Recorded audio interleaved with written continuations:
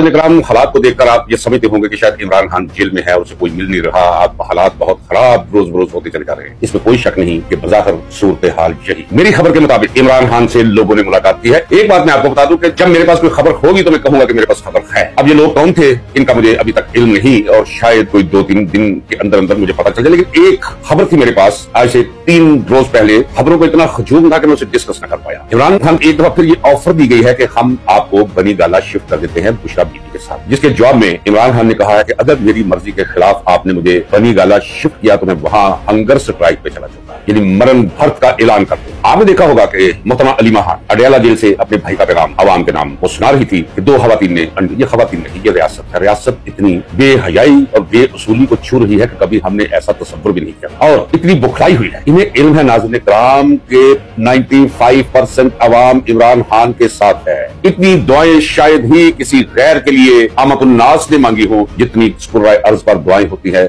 इमरान खान के हक में। एक तो दुआएं रंग लाएंगी और दूसरा जुल्म और जबर जिस हद तक पहुंच गया है ये कुदरत का एक उसूल है नाज़रीन किराम। और मेरा तजुर्बा है और मेरी 3 ऑब्जर्वेशन कि जब जुल्म तादी की हदें कोई फर्द या अदारा या रियासत पार करके इस हद दूर तक चला जाए या चली जाए उसके बाद तब्दीली लाज़िम होती है। और वो लोग जो तकब्बुर, नखवत और ज्यादती में तमाम हदें पार कर जाते हैं वो अल्लाह की गिरफ्त में आ जाते हैं। मैंने कल भी आपसे कहा था कि मेरा उन्वान था मेरे उस व्लॉग का कि फितरत इमरान खान के हक में जोश में आ गई है। ये मैंने कुछ ऐसे नहीं कहा, ये वही खबर कि एक बुखलाए हुए उसे अंदर रखकर वो आराम की नींद सोता है नाज़रीन किराम। उसके बारे में मुझे खबर मिलती है कि वो पढ़ते पढ़ते सर तकिए पर रखता है और उसके बाद वो नींद की गहरी और पुरसकून वादी में उतर जाता है। और ये वो लोग जिन्होंने गिरफ्तार करके नाजायज तौर पर उसे मुकय्यद कर रखा है उन्हें गोलियां खाकर और फक कर भी नींद नहीं आती, न GHO वालों को और न PDM वालों, सबकी नींदें खराब हुई। इमरान खान रातों को ख्वाब में आकर लेट जाता है। ये सुबह जागते हैं तो अपना अंजाम नोशिता दीवार देखते हैं जिस हदों को वो छू चुके हैं लाकानूनियत में और ज्यादतियों में। दिन बिल्कुल आएगा।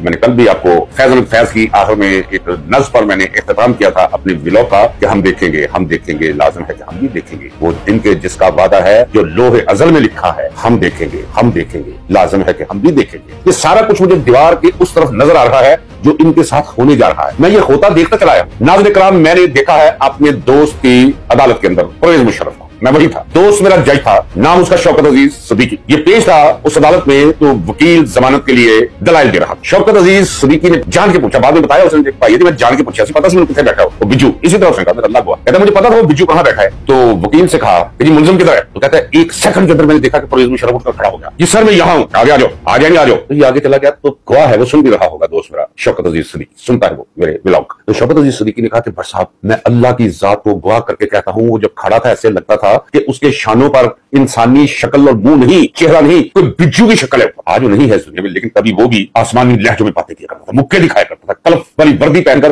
वो समझता था कि इस कायनात के अंदर उसका रोब दाब दबदबा गलबा इस्तिला इसी तरह रहेगा। लेकिन बस कुर्सी के आलम में वो एक अस्पताल के एक कमरे में जहां उसकी तीमारदारी करने वाला भी कोई नहीं था वो इस दुनिया से रुखसत हुआ। और आज किसी को इल्म भी नहीं है कि उसकी कब्र कहाँ है। क्या आप इसको बता सकता है कि यहिया खान की औलाद कहाँ रहती है? छुपाते हैं अपने आप से कि हम यहिया खान की औलाद से हैं। उसके पोते भी मौजूद हैं, बिखरे हुए हैं, कोई नहीं कहता कि हम यहिया खान के औलाद हैं। और आज जो मैं अक्सर कहा करता हूं कि तारीख का सबसे बड़ा सबक नहीं, इंसान का सबसे बड़ा अलमिया यह है कि वो सबक हासिल नहीं करता अपने आसपास से जब तक उसके साथ खुद ना बीत जाए। तो ये जो लोग आज मुल्क और कौम के साथ और इस कौम के हीरो के साथ, इस कौम के मुहसिन के साथ, उस मर्द कलंदर के साथ, उस शरीफ नफ्स आदमी के साथ, उस गैरतमंद और ईमानदार आदमी के साथ, मासूम आदमी के साथ जो कुछ कर रहे हैं, तो क्या इनके दिमाग की वो सारी खिड़कियां और किवाड़ बंद है कि ये जान सके कि कल को हम पर भी ये वक्त आने वाला है जो माजी के लोगों पर आया? इमरान खान को ऑफर दी गई है, खबर दे रहा हूं। इमरान खान ने उसका जवाब दिया। दिन ब दिन वो सख्त होता जा रहा है और अपने मौक़िफ़ पे डटता चला जा रहा है। एक पैगाम उसे दिया, उसने कहा है कि मैं डटा हुआ हूं लेकिन मैं उम्मीद करता हूं कि मेरी कौम भी एक दिन डट जाएगी जिस तरह मैं डटा हुआ। जिससे मेरी कौम डट गई ये आपको साए नजर नहीं आएंगे, सब कागज के लश्कर आपको धूल में उड़ते दिखाई देंगे। और ये होने वाला है नाज़रीन किराम, ये मैं आपको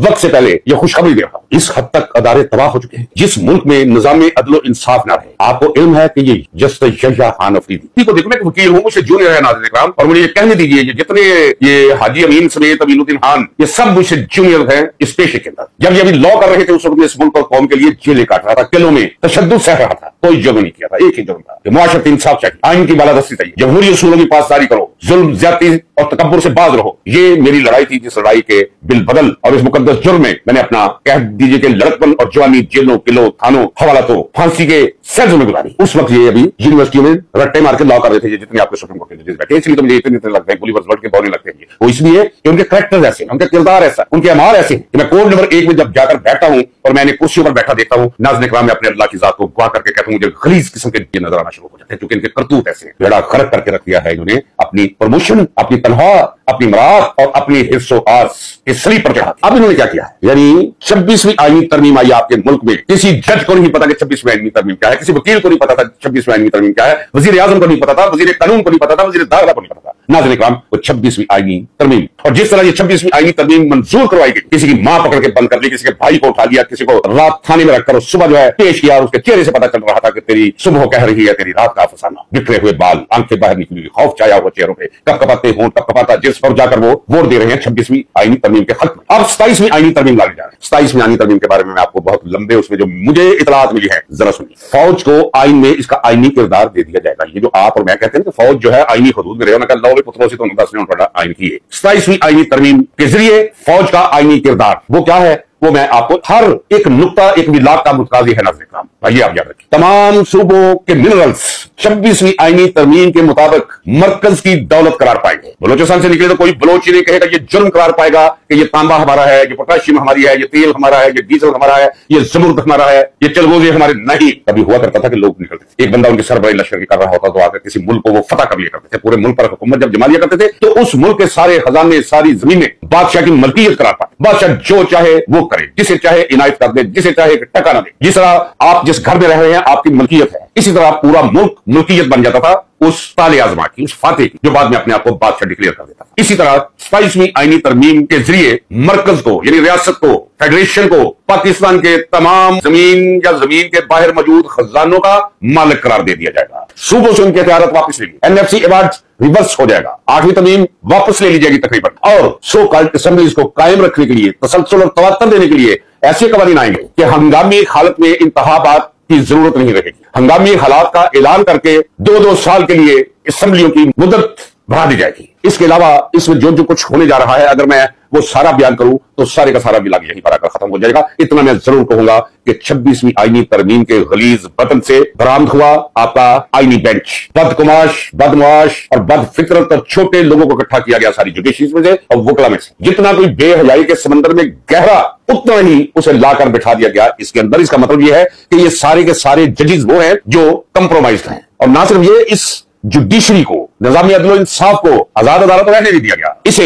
इंतजामिया का, यानी एक मशीन है जिसे हम इंतजामिया कहते हैं, उसका एक पुर्जा बनाकर रख दिया गया। इसीलिए ये मैं कहता हूं कि ये सुप्रीम कोर्ट ये किराए पे दे देना चाहिए गुड्स फॉरवर्डिंग एजेंसीज वालों को। यहां पर 72 खुले किराया आएगा। ये हाई कोर्ट इन्हें भी दे देना चाहिए किराया। अकबरी मंडी वालों को जहां वो अनाज जहीरा करे उन कमरों में जहां ये जजेस बैठते हैं। आपको किसी दिन में ये बताऊंगा कि ये मरात और तनख्वाहें मिलाकर ये एक साल में एक कौमी सरमाए और खजाने से कितना ये ले जाते हैं और डिलीवर क्या करते हैं, बेइंसाफी और बेहयाई। ये है आपका प्यारा पाकिस्तान आजकल, जिसमें हम सांस ले रहे हैं। अब क्या हुआ है, उसूल ये है कि अगर आपने सुप्रीम कोर्ट के उसूलों में कोई, उसके प्रोसीजर में कोई तब्दीली करनी हो तो तमाम जजेस को, जिनकी तादाद जो है वो आसमानों को छुई, 25, इन 25 के 25 जजेस को आप बिठाएं। और मैं कह चुका हूं कि जिंदगी का कोई दायरा भी खालिस्तान बुराई से नहीं भरा जाता, और ये भी कभी नहीं हो सकता कि जिंदगी का कोई दायरा सिर्फ अच्छाई पे इन्हिसार हो। अच्छाई और बुराई पैरेलल चलते रहे। अच्छाई हमेशा तादाद में, मिकदार में कम रहती है। जजेस में भी अच्छे लोग हैं, लेकिन वो ना होने के बराबर है नाज़रीन इकराम। लेकिन इसके बावजूद भी अगर 25 जजेस को इकट्ठे बिठाया जाता और प्रोसीजर में कोई तब्दीली की जाती तो वहां से 2 जजेस को आवाज उठाते, कौम को पता तो चलता। लेकिन अब इन्होंने क्या किया है, सारे कंप्रोमाइज जजेस जो है वो सिर्फ व्हाट्सएप पे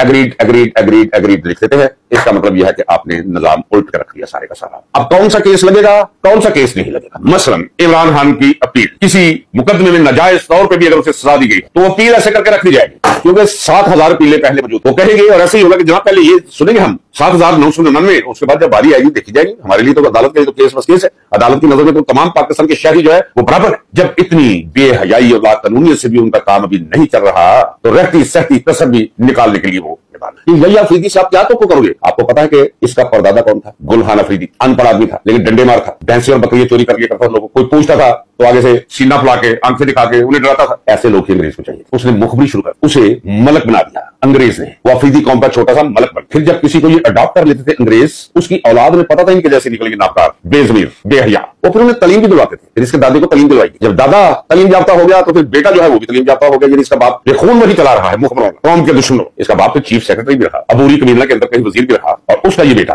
ये वकील हुआ, फिर जज हुआ, फिर इस वक्त चीफ जस्टिस ऑफ पाकिस्तान है। शूमी किस्मत से वो उस हद तक जाएगा आप जानते हैं कि मैंने इसी कैमरे के सामने बैठ के कहा कि फायज ईसा एक ऐसा नाबकार शख्स था जो मुर्दों का कफन चुरा लिया करता था, उधर दफना के जाते थे। है कहावत है कि चोर था वो कफन ले जाया करता था, मर गया, लोगों ने कहा शुक्र है खुदा का मरा है, आप उसका बेटा आ गया। वो कफन भी ले जाता था और किसी जाय मखसूसा पे किला भी ठोंक जाया करता था। ये वो है मैंने आपसे, ये उससे 4 हाथ आगे जाए और 4 हाथ। लिहाजा एक चीज पे आप क्लियर रहे नाज़रीन इकराम, आपके मुल्क में अदारे तबाह हो चुके हैं, बर्बाद हो चुके हैं। एक जंगल है जिसमें आप रह रहे हैं, और अगर आप से अमन का तकाजा किया जाता है तो वो कानून का ड्रावा देकर बंदूक के जोर पे। एक खौफ है जिसने कोई रियासत की शक्ल कायम कर रखी है, कुछ भी नहीं रहा इस मुल्क में, और ये सब कुछ आपके सामने हो रहा है। और मैं कहता चला रहा हूं कि उठिए, आपका घर है, ये जलने को है। मैं कहता चला रहा हूं, आज फिर कह रहा हूं, आपने अमेरिकी प्रेसिडेंट ट्रंप का आज ट्वीट पढ़ लिया होगा जो शस्त्र के साथ मिशाया हुआ है। उसने कहा है कि जिन कहा, उसने कहा कि चीन ने तो जो दिखाना था हमें दिखा दिया है। ये ताइवान, रूस, चीन, भारत और ईरान, इनके इत्तेहाद को अब हम बताएंगे कि ताकत किसे कहते हैं। वो अपनी ताकत का मुजाहरा करने जा रहा है नाज़रीन इकराम, और पाकिस्तान एक दफा फिर अमेरिका की गोद में उछल कर जाकर बैठ गया है, जिसने हमेशा पाकिस्तान को धोखा दिया है। और मैं कहता चला रहा हूं कि अमेरिका और उसके मगरबी इत्तेहादी पाकिस्तान को खत्म करना चाहते हैं